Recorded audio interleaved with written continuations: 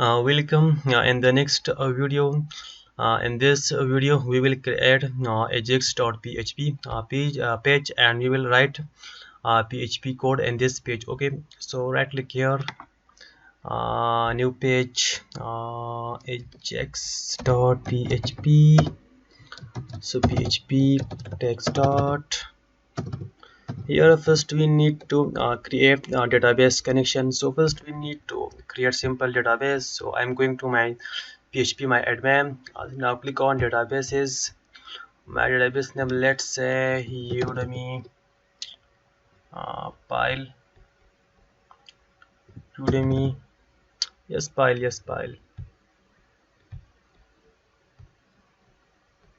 already. Udemy course. Okay, let's say table name is pile, and we need only two column. So two, one is per ID and one is per file name. Varchar 255 and ID will be auto increment. So auto increment, go now, save.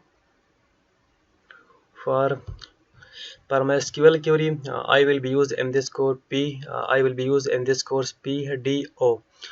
This means PHP data object, and you can use anyone. MySQL. If you are not familiar with PDO, just follow me, just follow my instruction and just follow my code. Okay, PDO is not complicated. Okay, so just follow me. First here we need to create simple variable $db is equal to new PDO, and our database is MySQL. So now colon host is equal to local host, and db name is equal to Udemy course, and username is root, and my password is empty.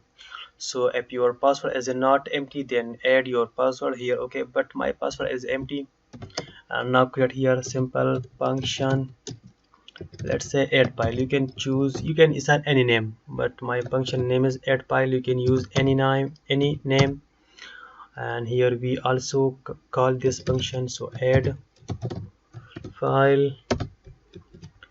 Let's go. Now friends, inside this function, this connection may cannot use inside this method. Okay, so how to use this connection inside this method? Okay, so we can use this connection as inside this method, because the scope of this variable is because this variable is outside of this function, so we cannot use this variable inside of this function. So we can use, but still we can use this variable inside of this function. So we use global keyword, global dollar, now variable name $db. So here now we need to set up a set dollar files. Okay, because here we have file, so now we need to set files. The file name is a file. Here we have file, so file, and here we have name, and set dollar get, because here we have also get variable. So we also need to this one, this get variable,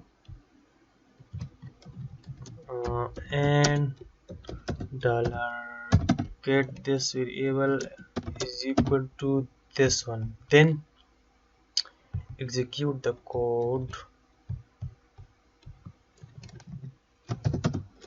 Let's say echo form is set. Okay, so friends, now I explain you why we are using the get variable, because and later on we will send some more ajax request. Okay, so I want to process only one ajax request only one time. So for that reason we here we pass get variable, and also we pass the get variable value. Okay, so here we set here we check app get variable as set, and the get variable value is ajax form, then execute this backup code, otherwise not execute this backup code. So for that reason we here we use the get variable. Okay, so now we need to check the output. So now refresh, choose file. uh, so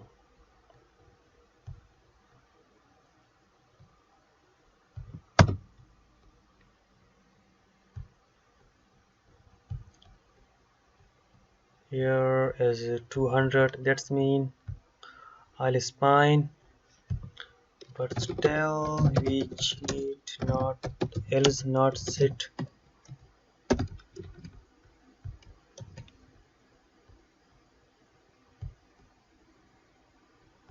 Not set, why? Process data content type URL ajax my form data process data false content type uh,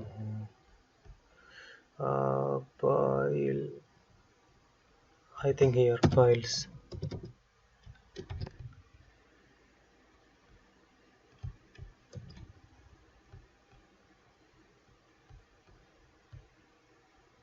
Yes, promised it.